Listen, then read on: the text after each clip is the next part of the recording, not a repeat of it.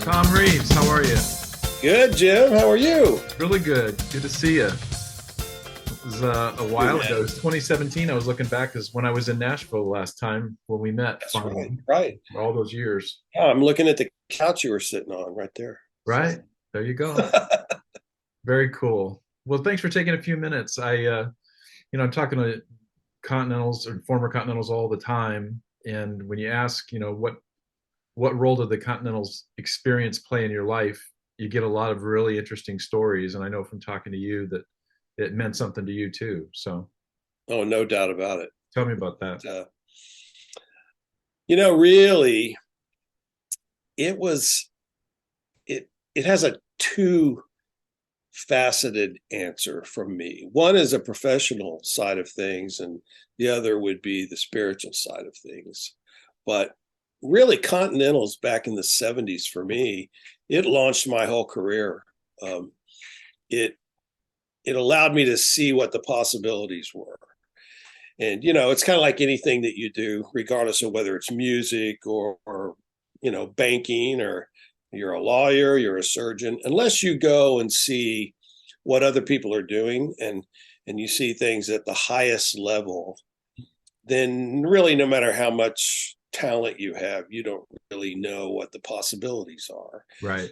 And of course, I think God orchestrates these things, and you can see it in lots of great stories in scripture. And of course, uh,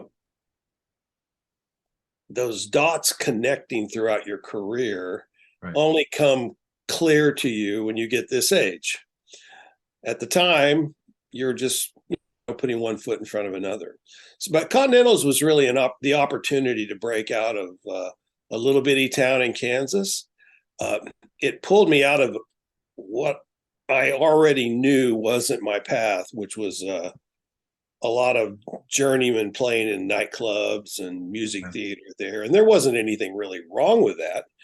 I was sort of living two lives, though. I was playing in nightclubs and also going to a Christian university and playing in, what was the early contemporary Christian groups. But the opportunity to go with Continentals really set me on a clear path to go into contemporary Christian music. And really, looking back on it now, Continentals was the training ground for what ended up being the contemporary Christian music industry, Right. along with the Jesus movement that was happening there in Southern California. Yeah. But those two really collided.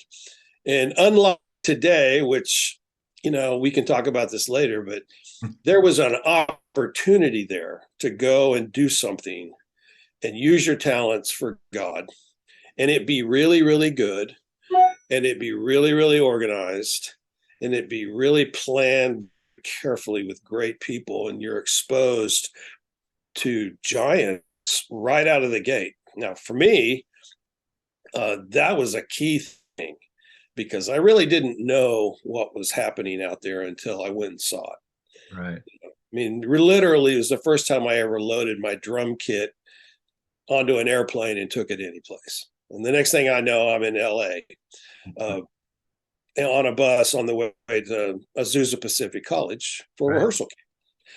And the very first day I was there, I ran into David Maddox. Uh, Genius. and of course, I'd never heard anybody that good at anything. It was remarkable. Yeah. I knew right away that it was going to be an exciting ride because of being exposed at that level of talent. And, all of that's being orchestrated by God the whole time, but we just didn't know it. We were just taking part in it, and Yeah. thanks to Cam, lots of young people during that era and lots of my friends that I was going to college with, we went out and did Continentals. And little did we know what an enormous opportunity that would be that doesn't exist today. Yeah. I don't see it. And it's Not in really the States sad. anymore. Yeah. And I'm sure God's doing something else, and that's fine too. But for us, we had this opportunity to take part in something that was really defining a lot of our futures. There's probably endless stories of people going right back and taking part at a very high level at their churches in music ministry, really literally for the rest of their lives. Thousands. And I'm Facebook friends with a lot of them, that I Yeah. are acquainted with. So the stories are just endless about what that opportunity afforded. And just because it's not afforded in the United States anymore doesn't mean it can't be afforded elsewhere, because clearly if you're a music historian, which I kind of am, because I love the research part of it and I love the stories, lots of groups and bands go to other countries now and start all over again and become absolutely as big as they ever were in the music business. But that's not as much the point as the opportunity for Continentals, whether it's in the United States or not, is really irrelevant. That opportunity for people is probably out there, and that's what you're involved in lots of other places where they're just on a different timeline than we are here. Right. We're at this point now in Christian music, and they're at another point. So anyway, all that to say, that's where it really all started for me. I mean, I was already dabbling in it at a very young age. There in my church in Wichita, but had no idea what was really going to happen. And Continentals just set that on a straight path. And what did happen? Where did you go after Continentals? Well, I went on Continentals first on a normal, just a regular tour with Rex and Connie Kinnemer, and that was fantastic. Then I skipped a year and worked, and then the next 2 years I went with the Continental Orchestra, right, which landed me at Estes Park every year, kind of in the pit orchestra, which made our rhythm section sort of the house rhythm band. Yeah, playing for all kinds of artists, playing for all kinds of people. I had no idea that was coming, and here we were in that position. Who were you playing for in those years at Estes? Oh, it was everywhere from Larnell to Sandy to Wayne Watson to Dino, Thurlow Spur and all the stuff he was doing, and the Archers, you just name it.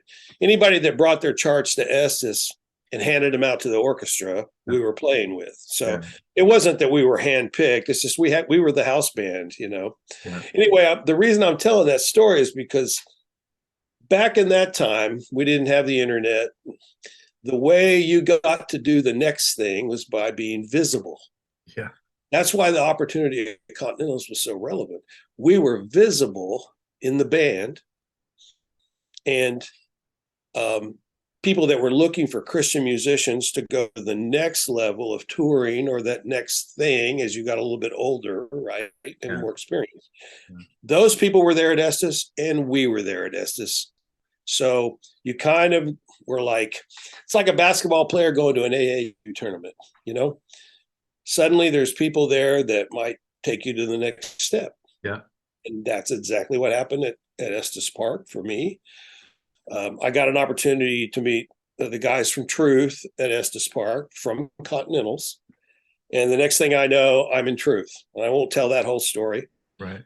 Then I'm in Truth. And the next thing I know, I'm getting to audition, by the way, at Estes Park again, the Imperials, which I took the job, moved to Nashville, spent almost 10 years touring full time with them, really in the heyday. When I came, it was Russ Taff and David Will and Jim Murray and Armin Morales. And then by the time I left, it was Ron Hemby and Jimmy Lee Slows and David Will and Armin. So that whole group, along with Paul Smith, and who was a former Continental. That's right. Where we met. And there's just so many connected dots from what was the beginning of that Continental, those 3 summers with Continental. So it's really a phenomenal thing when you see what God did, and how they connect. So aside from the door opening to opportunity, if you reflect on your overall Continental experience and had to sort of pluck out, a nugget, a gold nugget out of there, what did you learn personally, like on a spiritual level, music level, whatever? Well, I think on a music level, I learned what the possibilities were. Right. Now you're going to see good people at any college that you go to, but like I said, I ran into David Maddox and I sat in front of his arrangements in the orchestra, and wow, that opens your eyes as a musician. You go, okay, I just went from here in my mentality to here in my mentality. Right. So that's what something like that does. It brings great talents all into one place, and then everybody grows as a result. Oh yeah, you got to You pack know, a lunch with Maddox. I mean, I'm one of the yeah, few. I'm proud to say I'm one of the few who can probably say that David orchestrated the parts for our wedding in 1985, yeah, based around some movie scores that he'd done for my brother. So yeah, oh yeah, Maddox no, raised the bar. yeah. Those were some of the most impactful arrangements. If you look at it from like I do now through the audience's eyes, that's everything we do here is all about the audience. We're trying to move our listener.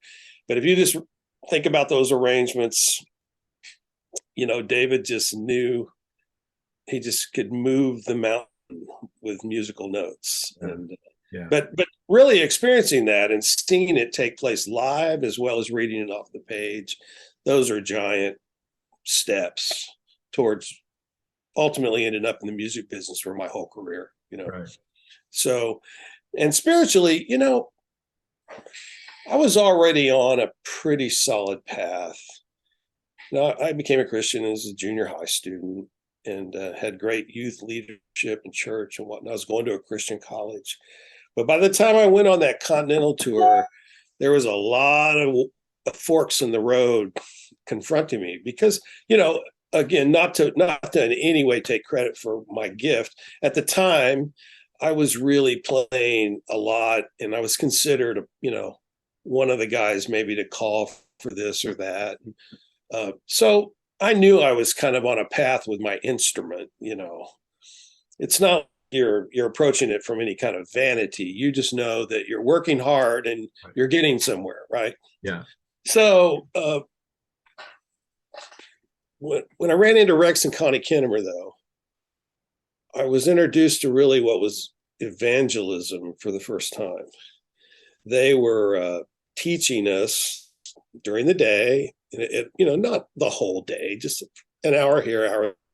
Rex was about the Navigators program at the time. Right. And I think that was coming from the home office, if I recall correctly, maybe. Pieces of it, yeah. Yeah, but Rex and Connie were definitely all over that. And for the first time, I was learning how to share my faith because I didn't really come from a church background that really, let's say, emphasized that.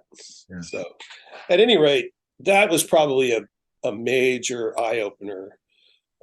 Along with just going to a different church every day and seeing how then another big eye opener, you got out of your bubble.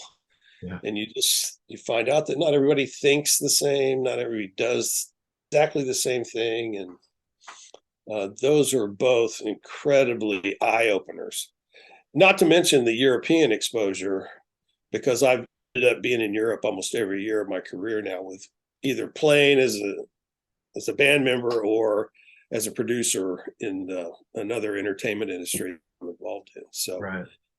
That international exposure was critical back then. Yeah. It felt like a familiar glove when I had to go back year after years. That's cool. Yeah. I remember back in the day, starting in the 70s, I think the tagline for the ministry was the experience of a lifetime.